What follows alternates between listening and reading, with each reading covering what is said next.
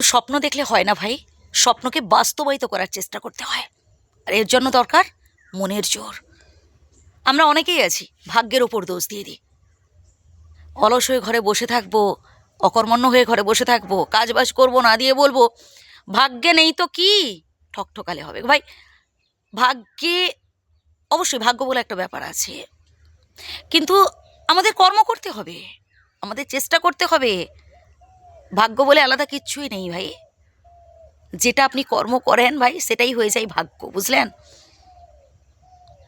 আমরা অনেকেই আছি জানেন তো, অপরের ওপর বেশি নির্ভর করে থাকি।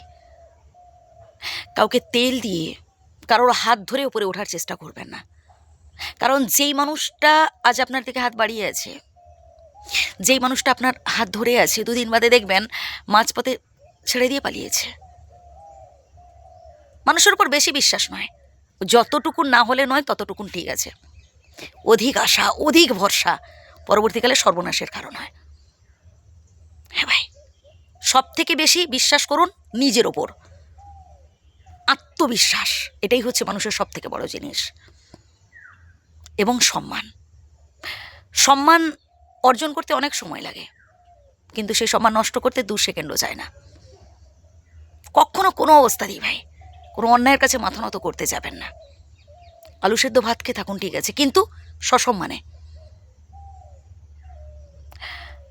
আমরা অনেকেই আছি ভবিষ্যৎ নিয়ে আবার বেশি ভেবে ফেলি। পড়ে আছি তো বর্তমানে, ভাবতে হলে ভাববো বর্তমানটাকে নিয়ে। অতিরিক্ত ভবিষ্যৎ নিয়ে ভেবে শেষে দেখবেন কুল কিনারা কিছু খুঁজে পাবেন না। বর্তমানটাকে নিয়ে ভাবুন। বর্তমানে কতটা নিজেকে ভালো রাখতে পারছেন, বর্তমানে নিজেকে কতটা হ্যাপি রাখতে পারছেন, বর্তমানে আপনি নিজেকে কতটা মোটিভেট করতে পারছেন ভাবুন না। পারলে নানান ধরনের সমাজসেবামূলক কাজ করুন, তাতে মন ভালো থাকবে। যে মানুষটা চোখের সামনে দেখতে পাচ্ছেন বিপদে পড়েছে, ছুটে যান, তাকে বাঁচান, তাকে হেল্প করুন। মানুষ তো মানুষেরই জন্য ভাই।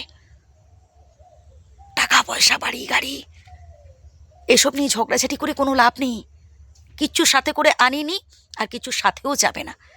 শূন্য হাতে এসেছি, আবার শূন্য হাতেই ফিরে যাব। হ্যাঁ, এই প্রসঙ্গে একটা কথা বলি। অনেকে আবার আমরা না বয়স নিয়ে বেশি মাথা ঘামাই।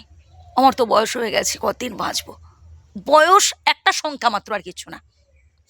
এই যে 50, 60, 70, 80 এই বয়সগুলো না শুধুমাত্র একটা সংখ্যা।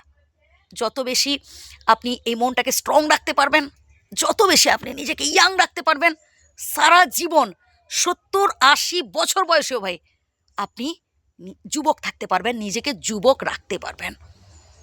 প্রয়োজনে প্রথম থেকে আবারও শুনুন কথাগুলো, উপকৃত হবেন, ভালো থাকবেন।